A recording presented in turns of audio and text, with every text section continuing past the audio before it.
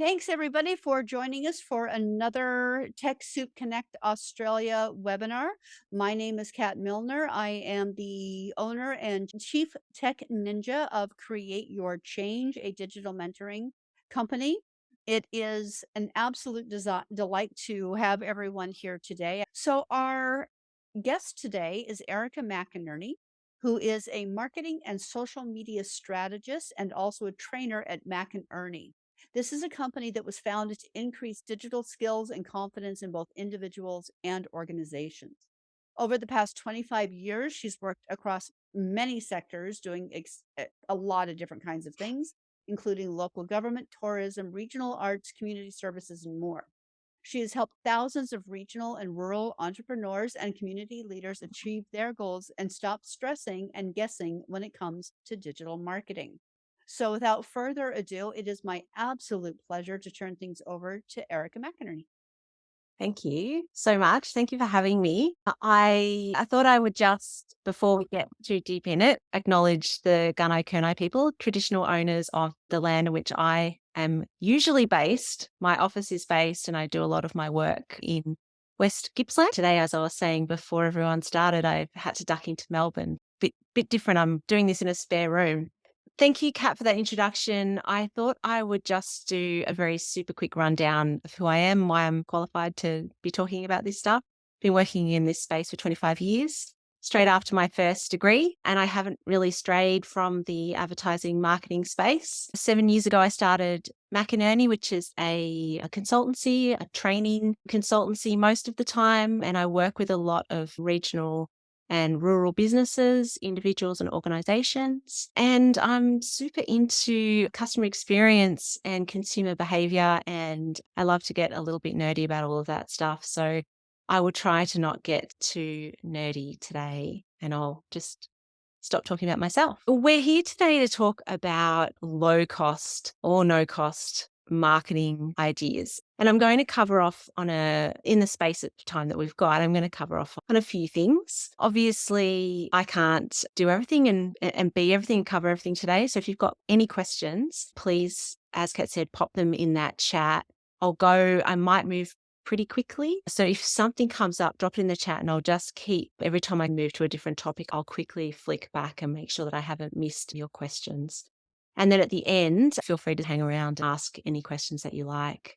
Now, the reason that I have started with this quote is it's a quote that I've had stuck up above my desk for a very long time. And it's don't push people to where you want to be, meet them where they are. And it reminds me every day that you need to lead with your marketing and that leading doesn't always mean walking out in front, showing people the way. Sometimes you can lead from within, walking with people. And I think in that not-for-profit sector, it's important to really get to know your audiences and really feel or make them feel like you get them, you understand them, you know why they're here. Yeah. You know how everyone else feels about that.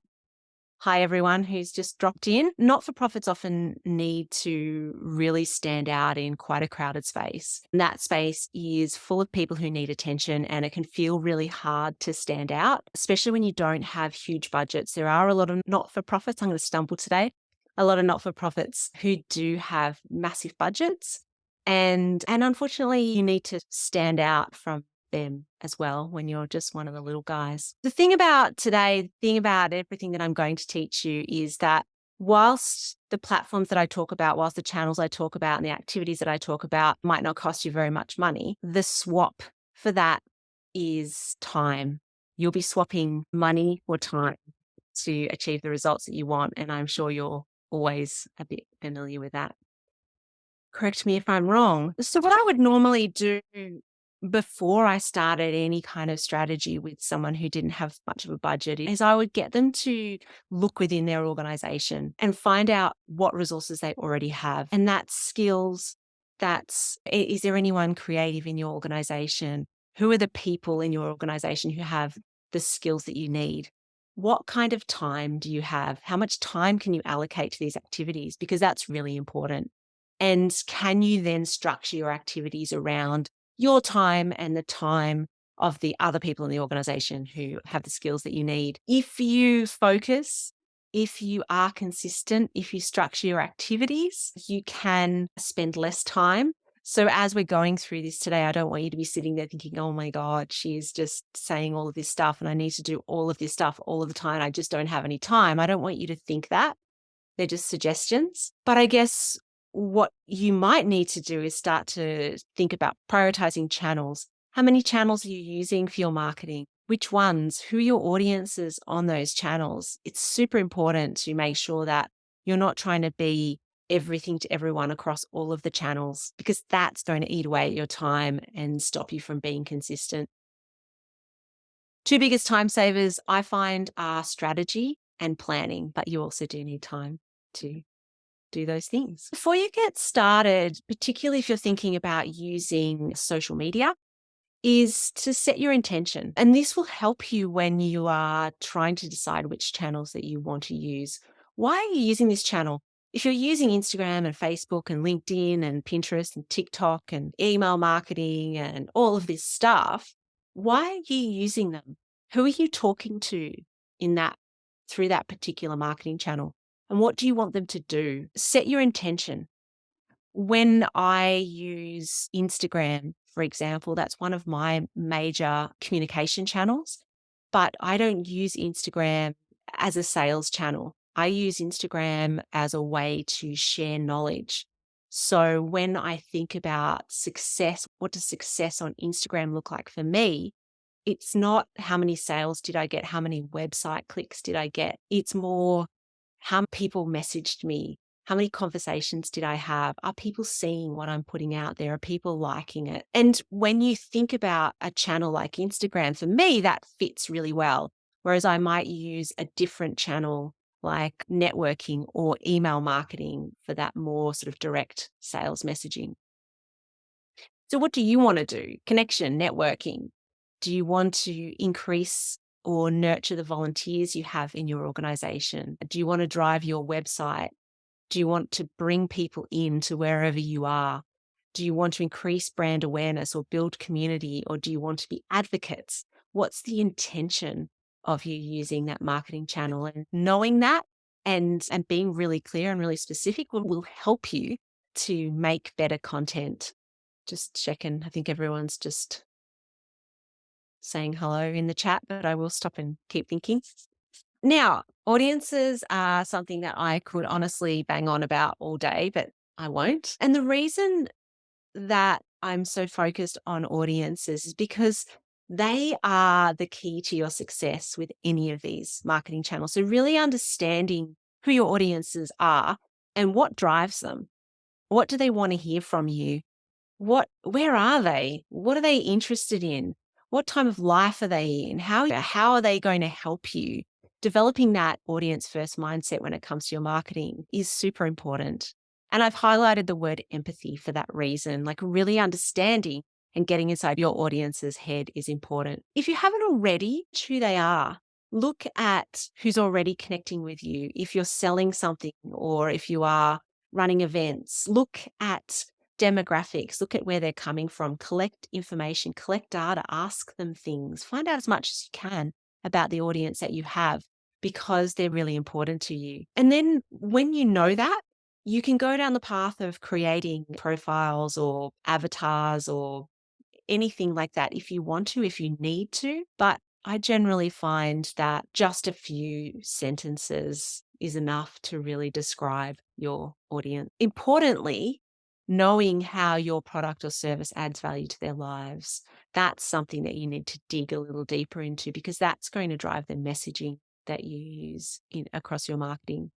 So understanding what makes you special. How are you different to your competitors? How are you different to other people who are providing the services that you're providing? That's all really important stuff that you should know and you should write down. Telling a bunch of people who work in not-for-profits what empathy is probably telling you how to suck eggs, and I'm sorry. But I am going to just talk a little bit about empathy because it keeps coming back to this idea of what is your audience interested in. And sometimes I think that we get a little too close. We get a little too close to our product or our service or our organization, and we make it all about us. And we start doing that thing where we think of social media as media. Here's what I want to tell you. You should know this. This is important. Be me. But what you should really be doing is using empathy and understanding what your messaging, how your messaging affects them, what the service you provide does for them, and communicating it in that way. So it's things that they want to hear. You're in their personal space most of the time, whether it's email, whether it's social media, whether it's a podcast, whatever it is that you're doing to market your organization, you're in their personal space. And it's important to remember that you need to add value to them in some way. I wanted to make a bit of a distinction between empathy and sympathy. And this has come up a lot lately. Just before everyone jumped in, we were just talking about weather, talking about, for example, floods. There's been a lot of natural disasters. There's been a lot of crazy things happening in the world, and there's been a lot of need for sympathy. And what's risen to the top is this idea of sympathy marketing. You need to help me because this has happened to us. Spread the message because I think you probably all get what I mean. And there's a bit of a distinction here. So empathy is thinking about how your audience feels and what they need. Sympathy is then focused on your problems and putting that forward as a reason to purchase or to connect with you. Empathy is creating content that develops a relationship based on value and benefits. Whereas sympathy is creating content that has a call to action to help or save. Now, I'm not saying either of these is bad, just making that distinction. Empathy is promotes connection based on shared values and interest. Sympathy promotes connection during periods of crisis, but it can become often dependent on that crisis. And that's important to understand, that if you get too deep in building connections with your audiences, get too deep into that sympathy marketing mode, sometimes it can be really hard to come back out of that, and to people lose interest because they've followed you for a particular reason and they've connected with you for that reason. Sometimes it can be hard to dial that back. So I've got two examples today. One is just to show you just a visual between empathy and sympathy that I can see. So at the top, we've got a chook egg farm, and it's a family farm, and you can see that the chickens are really well cared for. You can see that it's a young family and they're all out there. So that connects with me because I want to buy eggs from farming families. I want to buy ethical eggs. The visual helps me. The freshest food grown by Australian farmers from our fields to your table. That reiterates that message that it's an Australian farm. Whereas the bottom image is fresh food for your family that puts food on the table for our Aussie farming families. That speaks directly to some kind of suffering or some kind of need to purchase from farmers. Does everyone see that distinction? Hopefully. 15% of Australian children will go hungry this Christmas. Donate now. These are sorts of images that we see a lot at this time of year. Empathy is something more like, I have young children and I relate to this image. With your support, together we can help the 2 million Australian children who would usually go hungry at Christmas. So do you see the distinction there between sympathy and empathy, and understanding that I'm your target market, not this particular fake charity? I'm your target market, and you're showing me an experience that I might have with my own children, and you're saying, with your help, you can provide this same experience to families. Bang on about that. If anyone has any questions or comments, just drop them in. I'll probably just flick through my question screens because I tend to rabbit on. I'm going to talk a little bit about Google, because Google sometimes gets forgotten. We talk about Google when we're building a website, and we talk about SEO and how important it is to use keywords and key search phrases and all of that stuff. But not everyone has a website, and not everyone needs a website. But you can still have a Google presence. So what I would encourage you to do is to Google yourself, not necessarily yourself personally, but your business, your organization, people who work in your organization, and just noodle around and see what comes up and see how high up you come. You can then have a little bit of control, and you can do what I just loosely call stacking the search. What you want to do is create some backlinks to you. I'm not going to go too deep into SEO. If you want to get into SEO, I'm sure Kat's got someone who's way better at that than me. But you can, whenever you're putting images up online, whenever you're sending images out to newspapers or putting anything on your website, just making sure that you have named that image really carefully so that it's got either your name or the name of the organization. That can help you with image search. A Google business profile is free. If you don't have one, you should get one. They're really easy to set up. And it means that you have this great presence on Google that really, look, I've got a website obviously next to that, but you don't have to have a website to have a Google business page. If you're an organization that offers services, if you're an organization that offers workshops and things like that, then you can start to collect reviews and you can ask your participants to give you reviews, and you can put a stack of information on there. You can sell products from there. You can put up like little news things. You can put up, you can put up a whole bunch of stuff on there. It's just a mini website. Head to Google and just type in Google Business Profile, and Google will tell you how to do that. I've got an example here of a cafe that's near me, and they've got such a great presence. And the reason why they've got a great presence, obviously, is that, look, it's a cafe, so it's a bit different.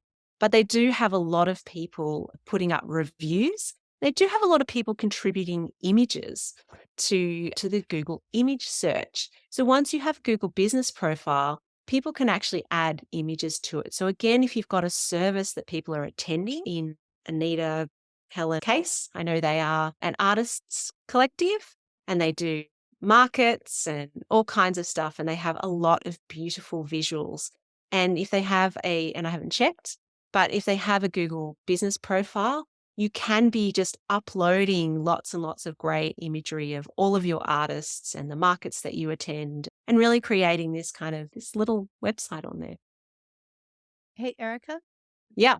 Sorry, before you go on too far, can I Yeah. just ask a couple of quick things? Yeah. Go for it. Is a Google business profile the same as the Google My Business? Yes. And you touched on backlinks. Not Yes. I think maybe I don't know, but I think maybe not everybody would necessarily know what a backlink is. Can you Yeah. Sure. explain Sure. that a little bit? Yeah. So Yeah. if you've got a website and you have a URL or a domain, the more times that appears elsewhere around the web, the better. It helps, particularly if people are clicking on that link. It helps Google to promote your business higher in search in a nutshell. So you can list yourself in some of the major directories and things to help that. So let me give you an example. LinkedIn, for example, has an incredible position all the time in Google search. So if you ever search for an organization or an individual, you'll often find that their LinkedIn profile or their company page is like really high up in that Google search. And that's because LinkedIn is popular and Google knows that. But you'll also find that having a presence in things like yellow pages or white pages, and they don't have to be the paid versions, or True Local, or some of those directories, your local council might have business or organization directories. There might be some online directories that list organizations like yours. But the more times that you can get your business name and your business's web address and your details onto the web, the better. Because then you can stack that search. So Google has more opportunities to, when somebody is searching for what you do or for your name, it's got more opportunities to show your website or your details. Does that make sense? Facebook also has a really high position in a Google search as well. So when we think about Google can actually search Facebook and LinkedIn and places like that. So making sure that you have all of those profiles set up and set up well and have as much information as possible in there. Yeah, that's a bit of a nutshell. Again, Excellent. Thank like you. I said, I'm not an SEO expert. But yeah, Google Business Profile is a Google My Business. Yeah, they're changing now. They've moved it into Maps. So when you are actually working on it, you're actually working on it in Maps. So it's got a very good presence in Google Maps. I will say on that note, a lot of people tell me they haven't done it because they work from home or they don't have an address. Google Business needs to validate an address and it will send you a postcard to validate that address in order for you to have a profile that goes live, but you do not have to display that address. And that's really important to know. You can actually switch that off. They just need to send you a code. So this next, where am I headed? I'm going backwards. Wow, that's so weird. Sorry. My thing swapped around. Now I just have to remember to use the other arrow. I'm going to talk a little bit about location. And hopefully there's some people in here who have businesses or organizations that are location based, because this will make a bit more sense to you. One of the cool things about Instagram, if anyone is on Instagram and wants to try this at home, you can actually now browse by place. So if you go into your Instagram and you do a search, you might search for your town. So my town's Warragul. And when I search Warragul, I can search on the hashtag Warragul, or I can search for the place and it'll have the little place symbol next to it. And when you do that, it brings up, oh, my video's not going to work. I just realized. So weird. Sorry.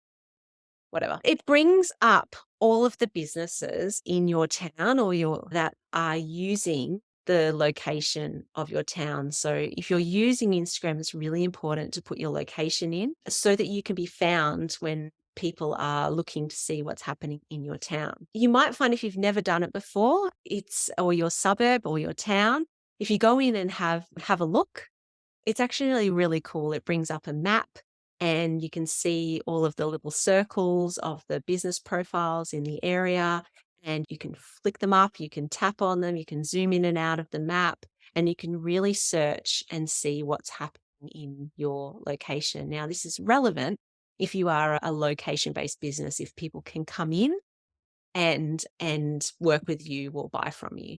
The other cool thing that you can find when you search by location is you should have your location or your organization's location listed in Facebook and Instagram.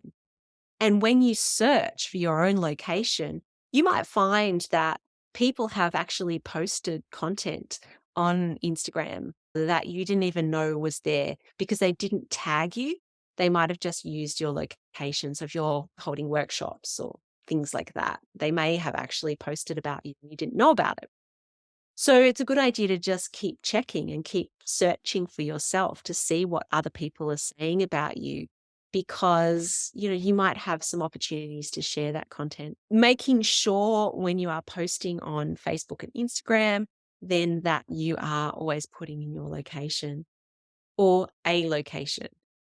Which leads me to my next point. If you want to increase your visibility in another area, then you can use a different location and your posts will appear in that location to those people who are searching in that location. So just give you an example using Instagram stories. If you use the location sticker in all of your Instagram stories, and I encourage you to use stories, and I'll talk about that in a minute. If you use a location sticker, you will appear in that location's story. And what that is that in any 24-hour period, Instagram compiles together a slideshow of all the public stories that people have done in a particular town. So let's take my town again, Warragul. Every person who uses the Warragul location sticker in their stories gets pulled together in a little slideshow. And so I can go to search for place and search for Warragul, and there's a town story, and I can just flick through and see what is happening in my town, which is really cool. So you can use that to be found in other towns, in other places as well. So if you are in Warragul, but you want people in Shepparton to see what you're doing, then you might use the Shepparton location sticker and you will appear in Shepparton's town story slideshow, which is cool. And obviously I'm not in Shepparton, but if I was going to do that, then I could just hide it under another sticker, like a little location, a little hashtag sticker or something like that. Does that make sense? These were supposed to be videos, but to show you, but yeah, just not working for me today. I won't talk too much about this because we won't have time to do activities, but if location is important to you, then think about where you would like to be found within driving distance. Are people going to travel to you? What kind of hashtags, place hashtags could you use to drive people to you? And start to think about businesses in those areas that you might follow and engage with so that you can increase your visibility. I'm happy to take any questions on hashtags maybe at the end, but I did want to just briefly talk about hashtags because I'm finding a lot of people say to me, "Oh, hashtags aren't important anymore," or "I don't understand them, so I just make them up and I just use whatever, or I just copy what someone else is doing." And to that, I will say, don't do any of those things. They still are important. They're very important on Instagram. They're mildly important on Facebook. They're important on Twitter, if you're brave enough to use Twitter at the moment.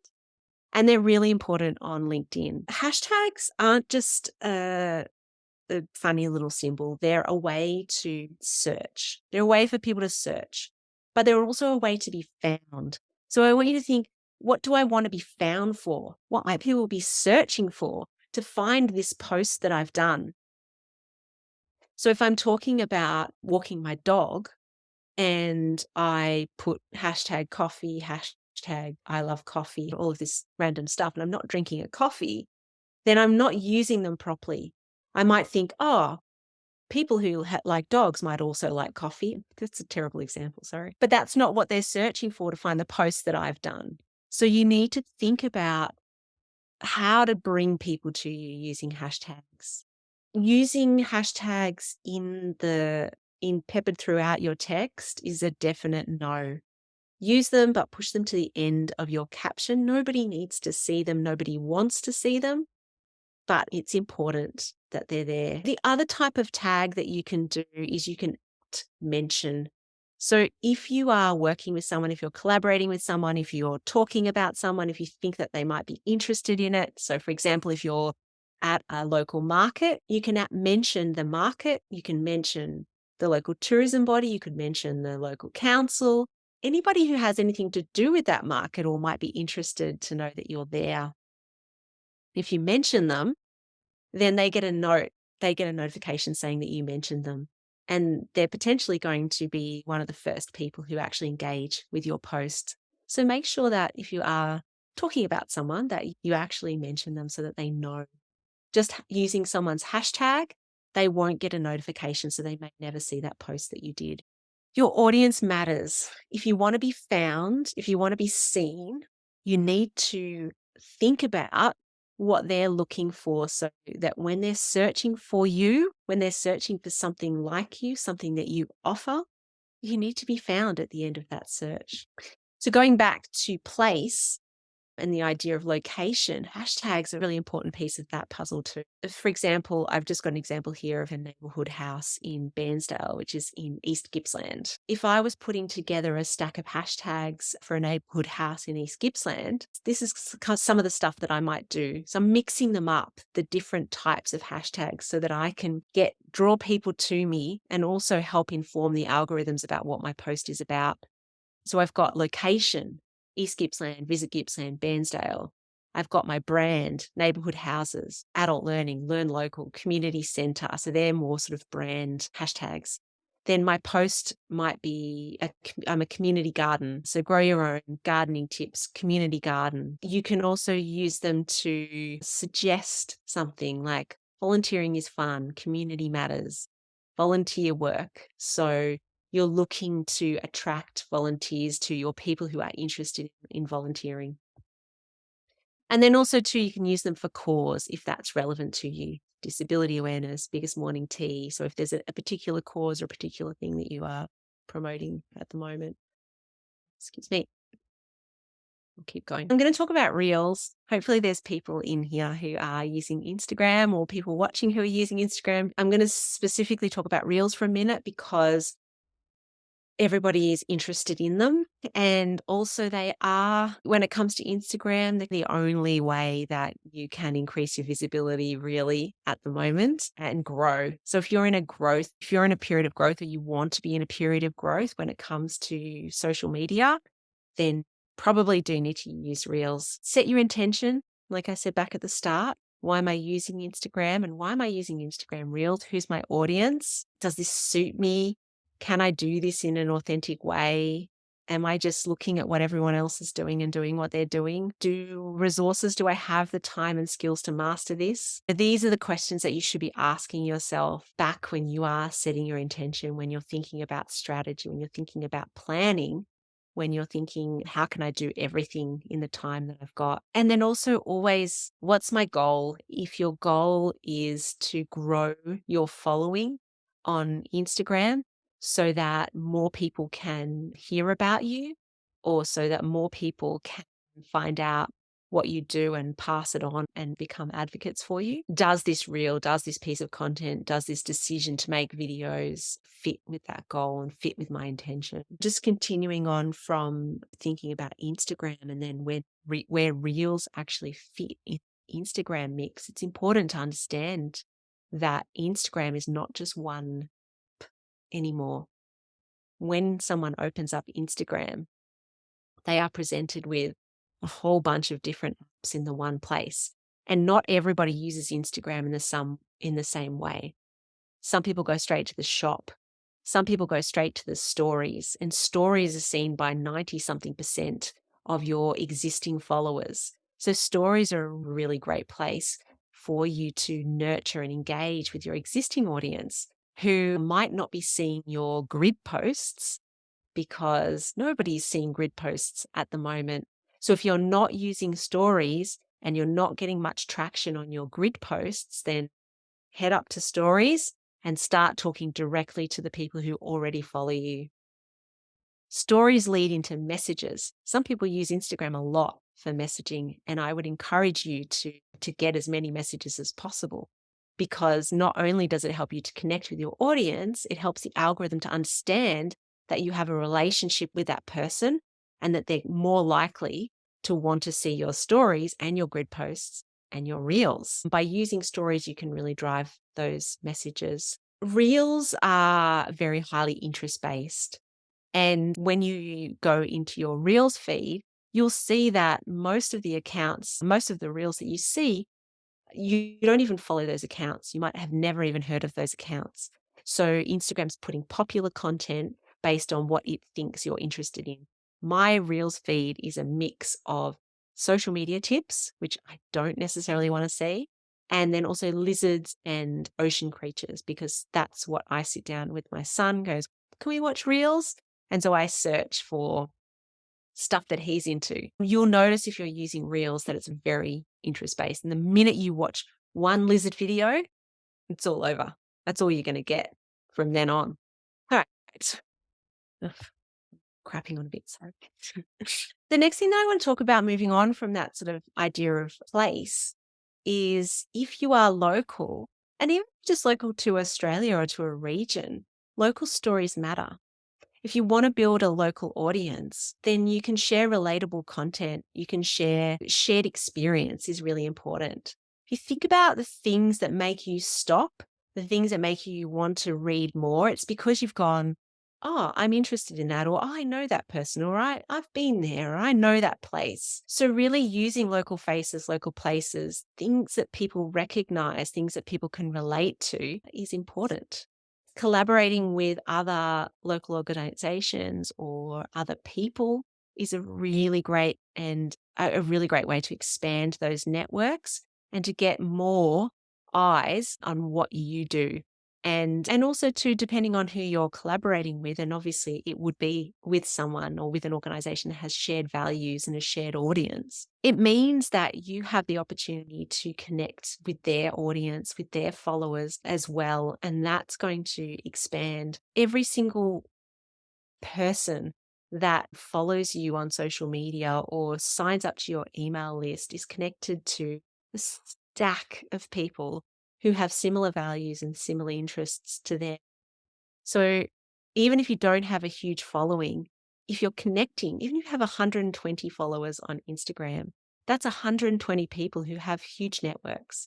So connecting with them on an individual level and putting up relatable content and interesting content and messaging each other and doing stories and connecting with them. It's really important. And the more that you can connect with them, the more likely they are to talk about you. As you will know, all of the things that you do online are run by computers. And computers use algorithms to solve problems. In the case of something like a Facebook, they use hundreds and hundreds of thousands, possibly even millions of algorithms to solve all of the problems. And one of the problems that they solve is when I pick up my phone and I open up Facebook, what do I want to see? What am I interested in? What am I most likely to engage with? What are my friends up to? Who am I close to? It's my little butler. It's bringing me the daily news. And if I'm only in Facebook for 10 minutes a day, then it's only going to bring me the most, like the top level stories. So these algorithms get to know the habits of the users, but they also get to know and understand what it is that you as an organization, as a company page, what are you posting about? What do you talk about? Who's your audience? Who's interested? So working with algorithms is really important. And algorithms love consistency. They love data. So be consistent with the type of content that you do. Be consistent with the wording. Don't jump from here to there. Be consistent with your visual identity. I love Canva. And if anybody is watching this and they've never used Canva, Canva.com, go and check it out on the desktop version. The app's not great. The desktop version of Canva is amazing, but it presents people who aren't creatively minded with a lot of choice and a lot of different designs to use. And so what I see then is these social media feeds that are just a real hodgepodge of designs. And then I don't recognize you in my feed. If you're not consistently showing up with similar graphic design or similar faces or your logo or something that tells me it's you when I'm scrolling past, I'm not recognizing you. And that's really important. It's really important for those algorithms as well. Algorithms love to see connection, which I said before, messages, saves, shares. Make sure you're using calls to action. Get people to do stuff. Who are you talking to? What are you saying in your post or your email or whatever piece of marketing you're doing? Who are you talking to and what are you saying? What do you want them to do with that information? And did you ask them to do it? That's important. I want people to message me. I've posted a tip and I want people to comment below if that tip helped them. If I don't say that, they won't do it. So if I don't end my post with, I hope this really helps you, try it out and come back and tell me if it worked for you. If I don't tell them to do that, they won't do it. So think about that whenever you're creating a piece of content. Algorithms, all of these channels, they all use search engines. Facebook is still the third most used search engine in the world. Instagram is a search engine. LinkedIn is a search engine. YouTube is the second most used search engine in the world. You must optimize your profiles. You must think about keywords. You've got to think about the words that you're using so that when people are searching for what it is that you do or what you're saying, that you show up. If you're not saying it, if you're just putting an article up and just going, hey, check this out, how do the algorithms know? They're not going to go and click on the article and go and read the article and come back and go, oh, that's what she meant. So you've got to be quite specific in the language that you use. I always say, like, talk to the robot, but don't talk like a robot. So if you can't say what you want to say in your caption without sounding strange, then use keywords as hashtags instead. And that's a really easy way. If you want to have a really nice, fluffy post, make sure you back it up by having some keywords down, hashtags. Right, yeah. I'm going to talk about asking. This is another really great quote from a very famous salesman. It might not seem that relevant in a not-for-profit sense, but the sentiment is, don't sell life insurance, sell what life insurance can do. I want you to think about that from whatever perspective you're coming from, because people don't connect with the insurance. They connect with what it means to them. They connect to the fact that it's a safety net. They connect to the fact that it's providing for their family, that they're like, whatever it is that you're doing, what makes what you do important to your audience or to your customers or to your clients? What's the thing that makes it important to them? Even an artist it's a thing that connects people to art. Is it a gift? Is it going to hang on their wall? Do they like it? Does it match? There's all of these decisions that go into somebody purchasing a piece of art. And rarely is it the thing that you might think. Anyway. All right. So if you want to scan that QR code, if you haven't already got it, I've got a free downloadable on my website, which is about calls to action. Because I find, particularly not for profits, particularly artists, sorry, guys, ladies, find that the thing that's lacking most in marketing is a call to action. And there's this misconception that that it has to be salesy, that it has to be go and buy it on my website, download it now, do this, do that. Sales messaging doesn't have to be so direct, especially when you're talking about email or social media content. They say that in that guide, so hopefully you'll download it. But just as a bit of an example from that is, instead of saying sign up, you might say be the first to know, learn more, or tap through for all the answers. Contact us, because we're all so bored of those sales messages. Contact me, subscribe now, like, tag, share. They're all things that we just tune out. Can you come up with a different way to say it? Subscribe now. Want some good stuff in your inbox? Help me spread the word. There's always a different way to spin it. But everything that you do should have a purpose. And then you should connect with that purpose, and you should get your audience to connect with that purpose. Helen has just said, read calls to action. You're so right. It makes me squirm. Makes everyone squirm. One tip that I give people all the time is if you find the sales messaging part of what you do really uncomfortable, sit down with a Word document or something and type out a whole bunch of calls to action that you feel okay about. And when you create content, just go over and just copy and paste and disconnect from actually writing that again. Approve them, be happy with them, order them into the different types of call to action that they might be. So there might be some website ones, or there might be some come and visit me at the market, or there might be all of that. Just write them all down and then just copy and paste and do that last and just do it and send it. You don't need to check the spelling. It's done. Because, yeah, it's hard. But the thing is, people don't mind that you're selling something if you're selling something. It's really, we're used to it. That's why we're there. Just as a little bit of a summary, if you're not already, try making reels to draw new people to you. Reels don't have to be dance. They can be anything. They're just videos. So they can be a video of you creating. They can be a video of you just talking to camera. They can be a video of a walkthrough of your organization. They could be people just waving behind their desks, an introduction. They could be literally anything. It's just a video. Yes, Kat, you can make reels on Canva. That is true. Canva is amazing. Try using storytelling to nurture your existing audience and use that stories function. Stories are great. Probably push that barrel a little hard today. Do encourage messages. I know they take time. I get it. But you'll find that the more messages you receive, the more comments, the more reach you'll get, and you'll actually start to build this really nice connection with the people who follow you.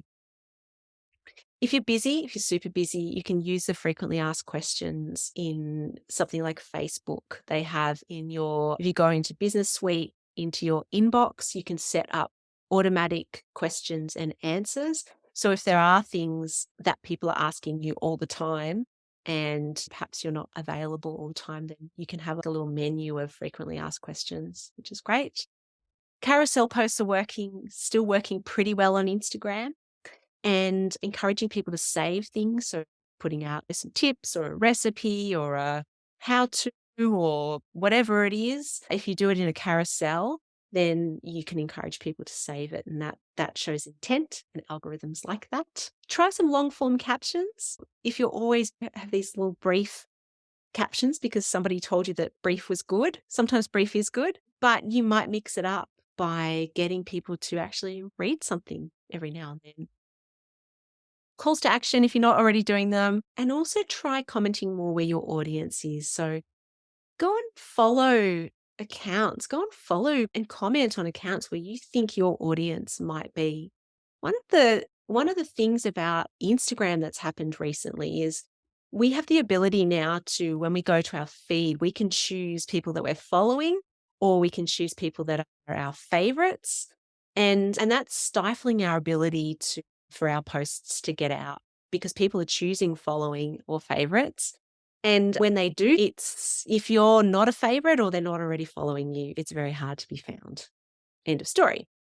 But if you're following all of these accounts where you think your audience is and you hit your following feed, then you're going to get a chronological news feed of all the accounts that you follow. So you can have the chance 10 minutes a day to be the first or the second person to comment on all of those posts that are coming in. And that means that you're more likely to be seen by anybody else who sees that post. So just try maybe spending a little bit of time noodling around on Facebook and Instagram and LinkedIn or YouTube or wherever it is that you are, just commenting more to increase your visibility. Probably run out of time, but if you have any budget, you can use Google ads and Facebook ads, and you can look at paid partnerships with influencers if that's an option. You can do a lot of really cool things with Facebook ads, which I won't go into detail, but feel free to get in touch if you're interested. But one of the things that I put up here, just going back to that idea of location, is one of the things that you can do with your digital advertising is this idea of geofencing. So you can choose a specific area that you want to target people who come in and out of that area. So in the case of a cafe, if they wanted to bring foot traffic in, then they might serve ads within walking distance of their cafe, and the ad might have a call to action on it. Come in and show this ad and get $1 coffee or whatever. Makes sense. But all of these things, they're faster. They're much faster ways to grow your audience. The stuff that I've talked about today is a little bit slower, but hopefully it just makes you start to think about the way that you're doing things, and are you making the most of things like algorithms and search and all of these opportunities that are there, instead of just doing what you've always done or just posting or just continuing to try to guess what you should be doing to reach your audience. Does anyone have any questions? Sorry, I went over a little bit. Feel free to unmute if you've got questions instead of typing them. Oh, I can see people's mouths moving. Hang on. Totally baffling. I'm baffling you still. Yeah, I'll get them. I think I've worked it out. You have to go through, you get used to doing the same thing. So you have to rethink of different ways of coming up with the same things you've been doing, but taking it further. I think that it's okay to keep doing the same things that you're doing, or keep saying the same things. Repetition, there's nothing wrong with repetition at all. But things do change and people change, and these channels that you're using are changing dramatically. And also more and more people, more and more profiles are being created every second. So the noise levels are louder and louder. And these old ideas that you have to aspire to 10,000 followers on Instagram or Facebook or something, it's a very outdated idea. And it's very hard to achieve now. A few years ago, much easier. But really understanding that every single person that you're connecting with is important. Talk to them, encourage them to help you by sharing stuff, create content that is appealing or interesting or fun, or it is just get to know your audience, and don't feel like you have to post every single day. Just post consistently. If you can post 3 times a week, then post 3 times a week. Don't post 3 times a week 1 week and then not do anything for a month, and then post once and then post 10 times in a row because you're actually doing something. Be really consistent so that people can get to know you and expect you to be there and recognize you and continue that conversation with. Yep. And reels and posts, that'll be fun. Reels are just videos. Stories. Reels are just videos. And stories are great. Stories can be anything. They only last 24 hours. And you'll start to notice the more that when you start doing stories, that more people message you. I've noticed that. Mm. Noticed the messages coming in now. Yeah. And then when they message you, you're having a conversation. And if in the course of that conversation, you lead them to a website or to do something else, then, it's a much gentler way of kind of. Definitely. Yeah. I hate to jump in here, but we are at time, so I'm going to need to wrap it up a little bit. So, Erica, do you have a slide that shows your contact information in case anyone wants to reach out to you? I do. If you scan that QR code, that'll take you to a whole bunch of links so you can have a look. You could go to my website or any of my social media. There's a whole bunch of stuff on there if you like, or you could just get in touch with me. My email address is erika@macandernie.com.au. Actually, do you want to drop that in the chat maybe? Yeah, sure. That would be great. And yeah, you're welcome to chat. I'm always up for a chat. Sometimes it takes me a little while to get back to you. But yeah, if you've got any questions, I know this stuff's kind of confusing and there's a lot of things that you could be doing. But the main thing is to just work out what you've got the time for, who in your organization or in your family and your friends, or is there someone that you can hire? What resources do you have? What do you want to achieve with this stuff? Are you using too many channels? Are you using the right channels? Like really just have a think, step back and actually have a look and say, are we doing the right thing here to reach the audience that we want to reach, to achieve the goals that we set? And I just want to say thank you again. If you want to put a little bit of love up on the screen to say thanks, Erica, for sharing such a wealth of knowledge. I know I was like, wow. I think my biggest takeaway were those from this to this wording. Yeah. And also finding out that hashtags are still relevant because I tend to not want to be bothered with them. Now we do have we're going to take a little bit of a break, but so our next webinar is going to be coming up on Wednesday, the 18th at 4 p.m., same time as this one.